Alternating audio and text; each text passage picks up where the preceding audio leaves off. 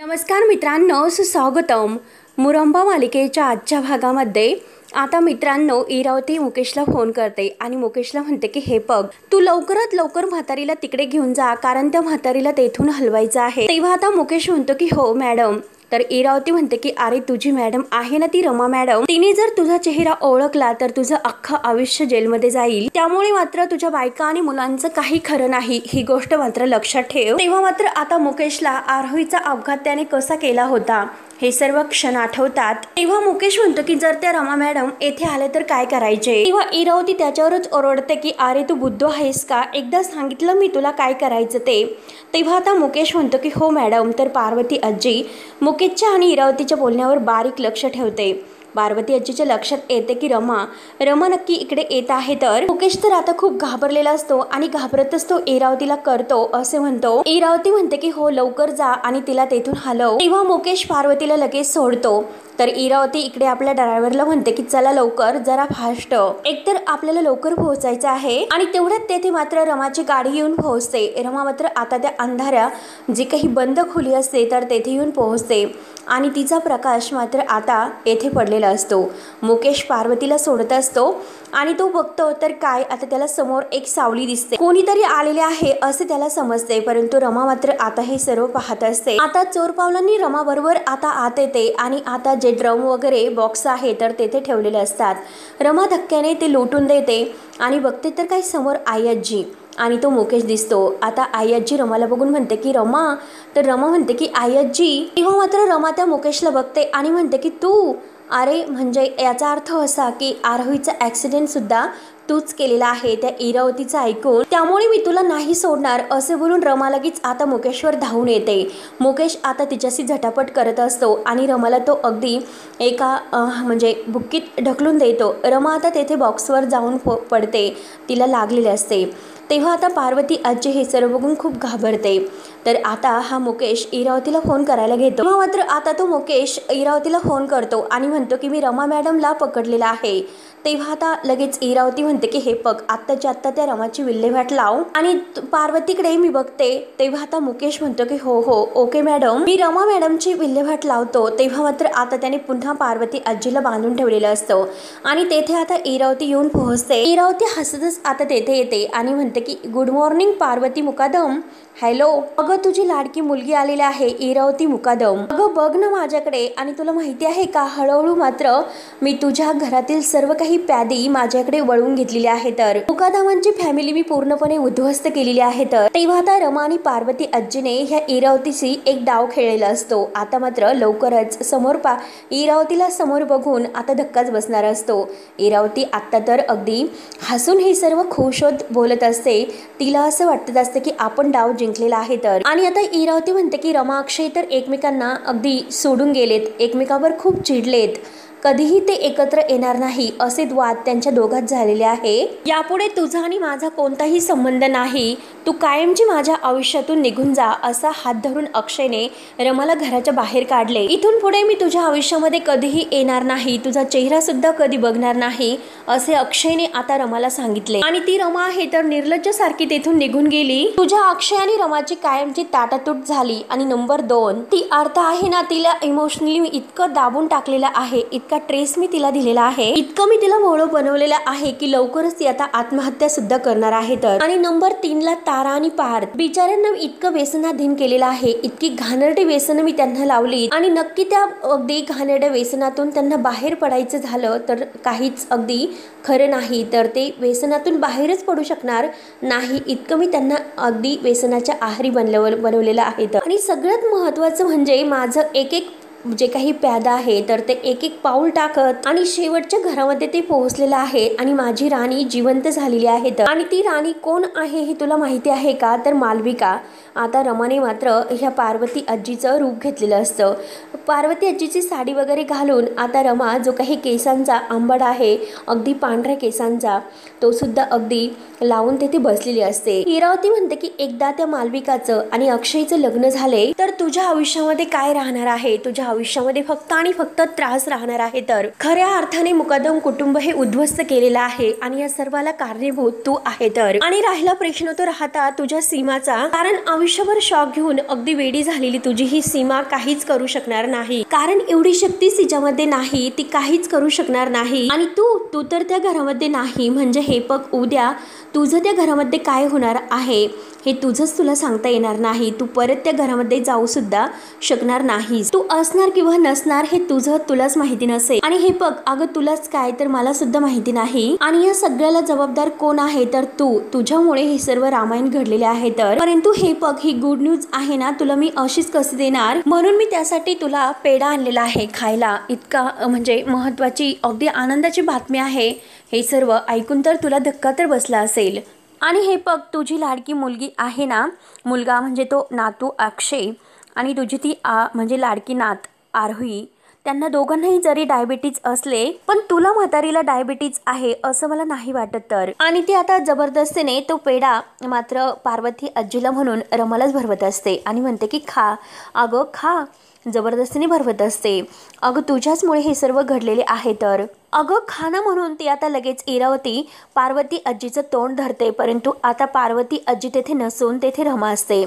ते बघून मात्र आता इरावतीला जबर असा शॉक बसलेला असतो। रमा रागाने आता ह्या इरावतीकडे बघत असते, तेव्हा मात्र आता लगेच रमा ही इरावतीला थँक्यू असं म्हणते। आता जो काही इरावतीने फोन केल्यानंतर इरावती तेथे येण्या अगोदर जो डाव रमाने खेळलेला असतो तो मात्र आता रमा ही खुश होत इरावतीला सांगत असते। तेव्हा आता मुकेश इरावतीला फोन करतो आणि मी रमा मॅडमची विल्हेवाट लावतो असे बोलून जेव्हा फोन ठेवलेला असतो तेव्हा रमा कशीबसी आता तेथून उठते। तेवढ्यात पार्वती आजीने मागून जोरात काठी मुकेशच्या डोक्यात मारलेली असते आणि आता रमा ही आई आजी करत आता आई आजी धावतच रमाजवळ येते आणि दोघी आता घट्ट असे मिठी एकमेकींना मारतात। रमा विचारते की आई आजी तुम्ही ठीक तर आहात ना, तेव्हा पार्वती आजी रडत असते आणि म्हणते की रमा चल लवकर इथून घरी, परंतु आता आई आजीला चक्कर येत असते तर रमा आई आजीला धरते आणि तेवढ्यात आता हा मुकेश उठतो। रमा मात्र आता आई आजीला आपल्या गाडीमध्ये बसवते आणि ड्रायव्हरला आता ती घरी सोडायला पार्वती आजीला सांगते, म्हणून आता इरावती तेथून अगदी जायला निघते। आता हे सर्व इरावतीला सांगितल्यानंतर तिला तर शॉक बसतो। इरावती तेथून पळून जायला निघते तर रमा आता जोरात तिचा हात पिरगाळते आणि तिला आसडते। रमा म्हणते की कुठे चाललीस, अगं कुठेही तू जाऊ शकत नाही कारण मी सगळीकडून लॉक केलेला आहे। तर आणि जोरात मात्र रमा इरावतीला ढकलून देते। रमा आता मोठ्या तोऱ्यात तेथे बसते आणि आयटीत आता इरावतीला म्हणते की अगं काट्याने काटा काढायचा असतो, इरावतीचा काटा काढण्यासाठी इरावती सारखंच नीच वागावं लागतं। म्हणजे बघूयात की आपण इरावती सारखा घाणेरडा विचार करून इरावती सारखं घाणेरडं कृत्य करून आणि हे कृत्य अगदी जे काही घाणेरडे कटकारस्थान आहे ते करून कसं वाटतं ते। आणि हे बघ खरंच मस्त वाटलं, परंतु हे बघ अगदी छान वाटलं, शांतता मिळाली माझ्या मनाला। इरावती खूप घाबरलेली असते। इरावती इकडे तिकडे बघते की कुठून जाता येते ते। रमा तिला म्हणते की अगं तुझ्याकडे चेहऱ्याकडे बघून तर अगदी तुला छान नाही वाटत का, आणि काय ग इरावती तुला मज्जा नाही आलीच का, आणि मी तुला थँक्यू का म्हणाले असा प्रश्न तर तुला पडला असेल। तेव्हा रमा रागाने उठते आणि जो पेढा इरावती रमाला भरवत असते तो खाली पडलेला पेढा रमा उचलते आणि आता चांगलेच गालगुच्छ धरत हिचं तोंड आहे तर ते चांगलं अगदी धरून रमा जबरदस्तीने तो पेढा इरावतीच्या तोंडात कोंबत असते आणि रमा म्हणते की अगं प्लॅन जे काही आहे ना A1B सगळे काही तू अगदी परफेक्ट केलेले आहेत त्याबद्दल थँक्यू बर का, आणि हे बघ अगं सगळं काही मी रेकॉर्डिंग सुद्धा केलेलं आहे। तर आणि जोरात इरावतीला धरून त्याच खुर्चीवर इरावतीला जबरदस्तीने बसवते आणि आता रमा म्हणते की हे बघ सगळं काही अगदी रेकॉर्डिंग करून घेतले अक्षयला, आता मी सगळं काही सांगणार आहे। तर 7 वर्षानंतर आता मला अगदी मोकळा श्वास घेतल्यासारखं वाटतं आणि हे बघ सगळं काही अक्षयपर्यंत पोहोचवणार आहे। तुला काय वाटलं इरावती, तू आमच्यातील प्रेम कायमचं संपून टाकणार आहेत का? अगं तू कितीही काही कर परंतु आमच्या दोघातील प्रेम कधीही संपणार नाही, आणि हे बघ हे सर्व दाखवायला केलं सगळं कारण तू अशी जे काही वागली आहेस ना, आणि तुला असं वाटलं की नक्की या दोघांमध्ये ताटातूट झाली आणि तू तर रिलॅक्स झाली। आता रिलॅक्स झाल्यानंतर माणूस आहे ना तो अगदी ओव्हर कॉन्फिडन्समध्ये वागतो। आणि काय ग ड्रायव्हरला फोन करतेस का, अगं तू तर इतकी मोठी कटकारस्थान करत असते आणि तुझ्या या नीच डोक्यामध्ये अगदी साधी सुद्धा गोष्ट आली नाही का, अगं आरोहीला जो काही मोबाईल आहे तर ज्या मोबाईलमध्ये तुझी सगळी कट कारस्थानं आहेत तो मोबाईल तू आरोहीकडे दिला. अगं माझ्या ड्रायव्हरला तू विकत घेऊ शकते परंतु माझ्या मुलीला नाही, तिला नाही विकत घेऊ शकत तू, कारण ती माझी मुलगी आहे, माझं रक्त आहे तिच्या. आणि तुझ्या मोबाईल मधून तिने मला ड्रायव्हरचा नंबर काढून दिला. आणि काय ग पाचगणी सारख्या इतक्याच्या छोट्याशा शहरामध्ये त्या माणसाचा म्हणजे त्या ड्रायव्हरचा नंबर ट्रेस करणं असं कितकं मला अवघड आहे बरं. अगदी सहजपणे मी हे सर्व करू शकले. तर इरावती रागाने रमाकडे बघत असते. आता आरोहीवर इरावती खूपच भडकते, कारण आता ह्या आरोहीने हे सगळं काही केले आहे तर म्हणून इरावतीच्या तळपायाची आग मस्तकात जात असते. रमा म्हणते की अगं मी नंबर शोधला, लोकेशन शोधलं आणि त्या माणसापर्यंत मी कशी पोहोचले हे सगळं काही सांगण्यात मी माझा फालतू वेळ वाया नाही घालणार हे लक्षात ठेव. आणि हे बघ मी माझ्या आई आजींना सोडवलं, मी माझी नाती तर जपली. आणि हे बघ हे सगळं काही जे मी पार्वती आजीची साडी वगैरे घातली म्हणजे पार्वती आजीचं सगळं काही पेहराव केला, हे सगळं काही अगदी सहज एक गंमत म्हणून केलं ग. परंतु ही जी काही गंमत आहे ना म्हणजे तुझी गंमत ती तुझ्या अंगलट येणार आहे. तर म्हणून रमा आता पुन्हा जोराने इरावतीच्या गालगुच्छ धरते, तिचं तोंड धरून ओढत असते. इरावती आता अगदी खूप रागवलेली असते. रमा पुन्हा तिला म्हणते की हे पग मी सगळं काही अक्षयला सांगणार आहे. तर तेव्हा इरावती रागाने तेथून उठते आणि म्हणते की हे पग तुला तर अक्षयपर्यंत मी पोहोचूनच देणार नाही. तेव्हा रमा जोरात इरावतीचा पुन्हा हात धरते आणि जोरात तो हात पिरगाळते. इरावतीला खूप त्रास होत असतो, परंतु रमाने मात्र आज 7 वर्षातून ह्या इरावतीची चांगली जिरवलेली असते, अगदी जन्माची अद्दल तिला घडवलेली असते. तेव्हा आता रमा म्हणते की हे पग अगं नवरात्रीचा घट बसतोय आजपासून आणि आजपासून ही लढाई तर आपली सुरू होते. आणि देवी अंबाबाई आहे ना ती सुद्धा राक्षसाचा जो काही संहार आहे तर तो करूनच आता शेवटी झोपली. आणि जर इरावती तुझ्यामध्ये हिंमत असेल तर थांबून दाखव. जोरात रमा आता इरावतीला ढकलून देते. आता इरावती तेथे जे काही काळं कशाची तरी आता पावडर वगैरे असते घाण वगैरे पडलेली तर त्यात जाऊन पडते. इरावतीचा पूर्ण चेहरा काळा झालेला असतो. जोराचा ठसका मात्र तिला लागतो, कारण नाका तोंडामध्ये ती काळी जी काही पावडर आहे इरावतीच्या तोंडात गेलेली असते. आता रमा अगदी हसून म्हणते की मी तर तुला म्हणाले होते मी तुझं थोबाड काळं करेन. आता इरावती आपल्या चेहऱ्याला हात लावून बघते तर पूर्णपणे काळं अगदी वंगणासारखं तिच्या चेहऱ्याला लागलेले असते. इरावती हाताला बघते आणि तोंडाला हात लावते तर सर्व काळं काळं तिला आता समजते. आणि अगदी त्याच चेहरा घेऊन ती रमाकडे बघत असते आणि रमाला मात्र खूप हसू येत असते. इरावतीला म्हणते की हे पग दिलेला शब्द मी पूर्ण केलेला आहे. तर आणि आता जो मोबाईलमध्ये रमाने रेकॉर्डिंग करून घेतलेली आहे तो रमा मोबाईल उचलते आणि म्हणते की हे पग रेकॉर्डिंग, आणि आता पुढच्या 7च मिनिटात तुझा सगळं काही खेळ खल्लास होईल. तेव्हा इरावती म्हणते की अगं 7 मिनिटात तर मी होत्याचं नव्हतं करू शकते, तर मी माझं नाव इरावती लावणार नाही, तर हे मी तुला चॅलेंज देते. तर रमा म्हणते की ठीक आहे चॅलेंज तुझं मी स्वीकारलं आणि चल चॅलेंज. तेव्हा मात्र आता रमा आणि इरावती एकमेकांना चॅलेंज देतात. आता रमा आपले कपडे वगैरे घालते, साडी वगैरे, आणि परत तेथून आता ती जायला निघते. आणि जाताना मात्र आपला मोबाईल बरोबर असतो.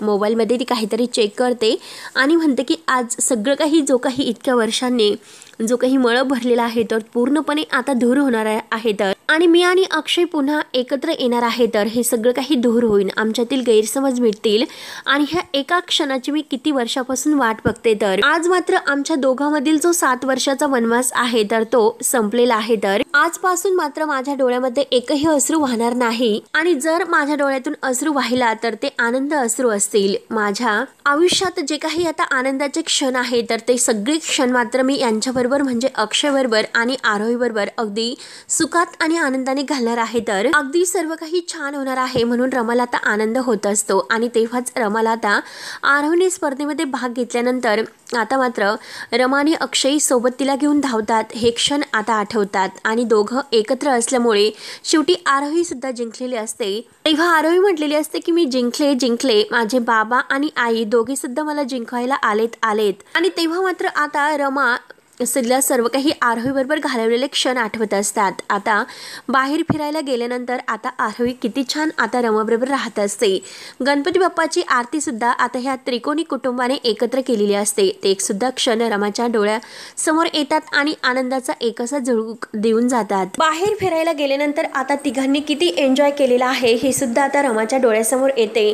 सगळं काही प्रत्येक क्षणाची आठवण रमाला होत असते. तेव्हा आता हे सगळं काही आठवून रमा म्हणते की बाद झालं, आता किती काही झाले तरी मी नाही थांबणार. आता फक्त माझ्याकडे 24 तास नाही तर अख्खं माझं आयुष्य आहे तर, आणि ते पुन्हा मिळवण्यासाठी मी जगाच्या अगदी शेवटपर्यंत प्रयत्न करत राहील. आणि रमा धावतच आता अगदी घरी निघून येते आणि दरवाजा उघडून आहो आहो असे ती अक्षयला आवाज देते. तेव्हा आता रडतच रमा आत येते. तर अक्षय म्हणतो की काय रमा, काय झाले? रमा आता रडतच म्हणते की आपण जिंकलो. रमाला आता खूप असा आनंद झालेला असतो. तेव्हा आता रमा म्हणते की हे बघा, मला तुम्हाला काहीतरी सांगायचं आहे. किती काही झाले तरी तुमचा दोष नव्हता हो, आणि माझाही काहीच दोष नव्हता हो. नियतीचा आणि परिस्थितीचा फायदा घेऊन आपल्याला वेगळं करण्यात आले. आणि हे बघा, मात्र मी सगळे काही पुरावे घेऊन आलेले आहे तर, आणि हे बघा मी कधीही चुकीचं नव्हते. मला आता तुम्हाला काहीतरी सांगायचं आहे. त्या अगोदर मी तुम्हाला सगळं सांगणार आहेत. आणि हे बघा, माझं तुमच्यावर खरंच खूप मनापासून प्रेम आहे.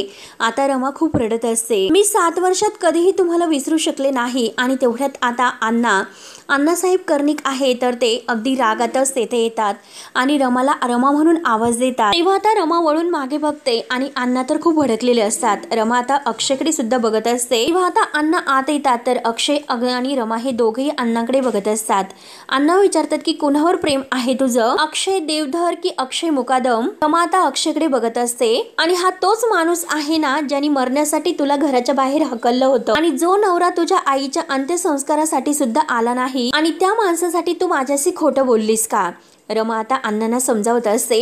अक्षय मात्र आता अण्णाकडे थोडासा अगदी गैरसमजामुळेच बघत असतो, कारण अक्षयबद्दल जो काही अण्णांनी गैरसमज करून घेतलेला आहे तो मात्र आता रमाला दूर करायचा असतो. अण्णा आता खूप भडकलेले असतात. अण्णा म्हणतात की हे बघ, तू तर मला हे सुद्धा सांगितले नाही की तू इथे आली म्हणून. तुम्हाला हे सुद्धा सांगितले नाही की हा माणूस तुझा नवरा आहे म्हणून, आणि ती आरोही तुझी मुलगी आहे हे सुद्धा तू सांगितलं नाहीस. आणि का रमा तू असं केलं? तुम्हाला हे सुद्धा सांगितलं नाहीस की हा तुझा नवरा आहे आणि आरोही तुझी मुलगी. आता इरावती अण्णांच्या मागे असते.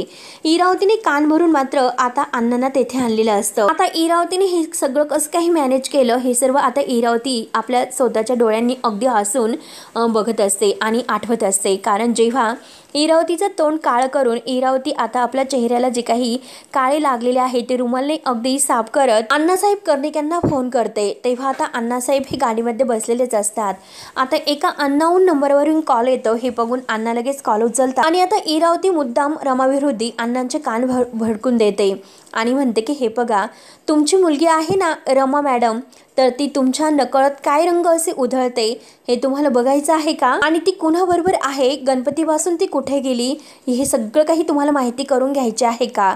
तेव्हा आता अण्णा म्हणतात की हे बघा, तुम्ही काय बोलतात आणि तुम्ही कोण आहात, कुठून बोलतात हे सांगतात का? तेव्हा इरावती तिचं काही नाव न सांगता म्हणते की हे बघा, तुमची मुलगी तुम्हाला बाहेर पाठवले आणि कशी गायब झाली आणि ती कुठे राहते आणि ती कुणाबरोबर राहते याची कल्पना तर तुम्हाला नसेलच, पण मी त्याची कल्पना तुम्हाला देते. तेव्हा आता अण्णा भडकतात. अण्णा म्हणतात की तुम्ही कोण बोलतात? मी तुम्हाला तुमचं नाव विचारलं, तुम्हाला नाव वगैरे आहे की नाही? तेव्हा इरावती तोऱ्यात म्हणते की हे बघा, मी कोण बोलते हे महत्वाचं नाही, तर जे काही मी तुम्हाला सांगत आहे ते खूप महत्वाचे आहे. तर आणि तुमची मुलगी आहे ना, तर ती अक्षय मुकादम यांच्याबरोबर राहते. तर आता अण्णा रागाने विचारतात, कोण अक्षय मुकादम, कुणाबद्दल सांगतात तुम्ही? आणि अक्षय मुकादम, परत अण्णा म्हणतात की आणि ते कसं शक्य आहे बरं तो तर? तेव्हा आता इरावती हसून म्हणते, आणि हे बघा, तुमच्या म्हणजे शाळेमध्ये जो काही मुलांना स्वयंपाक करणारा आहे, खाऊ घालणारा अक्षय देवधर आहे ना. तेव्हा आता अण्णांना काही कळत नसतं. तर इरावती म्हणते की पूर्वाश्रमीचा अक्षय मुकादम.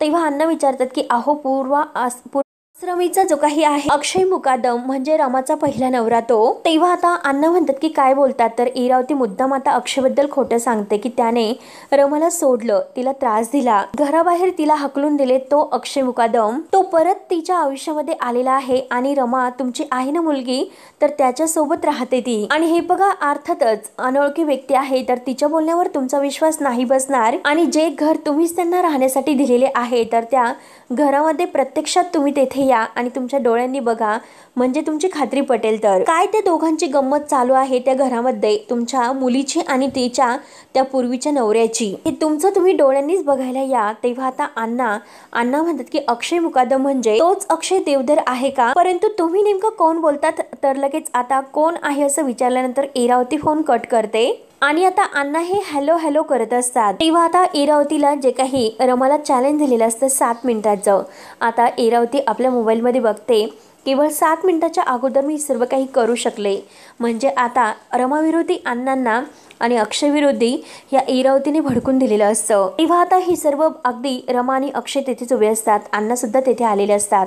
इरावती दारात येते आणि अगदी रागात तोऱ्यातच म्हणते की 1 मिनिट। तेव्हा आता इरावती म्हणते की असाल तुम्ही अण्णासाहेब कर्णिक वगैरे, आणि हे बघा आमच्याच घरामध्ये आता जरीही तुम्ही राहायला दिले असले ना तरी सुद्धा आमच्याच घरामध्ये येऊन आमच्या मुलाशी वाटेल तसे तुम्ही नाही बोलू शकत, आणि ते पण मोठ्या आवाजात बोलायचं नाही म्हणजे नाहीच। आणि हे बघा तुमची ही मुलगी, हिला आम्ही येथे राहायला बोलावलं नव्हतं, गणपती गणपती करत स्वतः ती ढोलताशे घेऊन येथे राहायला आली आणि आता मात्र इथेच राहते ती, आणि कशाला ती आमच्या घरात जबरदस्तीने राहते हे तिला विचारा। तेव्हा आता रमा मात्र खूप रडत असते आणि अण्णा रमाकडे बघत असतात। तेव्हा इरावतीने आता जो काही चॅलेंज रमाला केलेला आहे तर रमा मात्र तिचा चॅलेंज तिलाच शेवटी अगदी तिच्या तोंडावर मारणार असते, म्हणजे इरावतीला ती हरवणार असते। रमा मात्र शांतपणे इरावतीचं आता सर्व काही बोलणं ऐकून घेते आणि अगदी ती तडाख्यात अण्णांसोबत उत्तर देणार असते। तर शेवटी मित्रांनो हा भाग येथे संपतो। पुढील भागामध्ये इरावती आता मुद्दाम रमाला म्हणते की अण्णांसमोर जे रंग तुला उधळायचे होते ते रंग उधळून झालेत का। तेव्हा आता अण्णा सुद्धा खूप रागावतात आणि इरावतीला अगदी धमकावतात की मला एक शब्द सुद्धा बोलायचा नाही। तेव्हा आता इरावती म्हणते की 7 वर्षापूर्वी लिगली त्यांचा डिव्होर्स झालेला आहे, तर रमाला खूप राग येतो। रमा जोरात आता इरावतीवर ओरडते की शांत बसा। तेव्हा आता रमा म्हणते की हे बघा अण्णा, एकदा हा फोनमधील जे काही रेकॉर्डिंग आहे ती ऐकून घ्या, म्हणून तो मोबाईल मात्र ती अण्णांच्या हातात देत असते। इरावतीला आता तो फोन बघून खूप आता ती घाबरते आणि त्या मोबाईलकडे बघत असते। तेव्हा आता अण्णा अगदी फोन हातात घेतात आणि रमाला विचारतात या फोनमध्ये काय आहे ते। तेव्हा आता इरावती खूप घाबरते आणि रमा मात्र जो इरावतीच्या विरुद्ध पुरावा आहे तर रमाने त्यात अगदी तो रेकॉर्डिंग केलेला आहे आणि इरावती आता खूप अशी घाबरलेली असते। तर अण्णा आता इरावतीला जे काही तिच्या पापाची शिक्षा आहे तर रमा मात्र आता अक्षयला हे सर्व अगदी सांगून कसं काय करणार आहे। तर तेव्हा आता रमाने मात्र इरावतीच्या विरुद्ध जे काही पुरावे तिच्या पापाची शिक्षा तिला देणार असते। आता पार्वती आजी मात्र येऊन इरावतीचं सगळं काही आता भांडं कसं फोडणार आहे, तर हे बघण्यासाठी आता मित्रांनो आपल्या चॅनलला नक्की सबस्क्राईब करत राहा। धन्यवाद।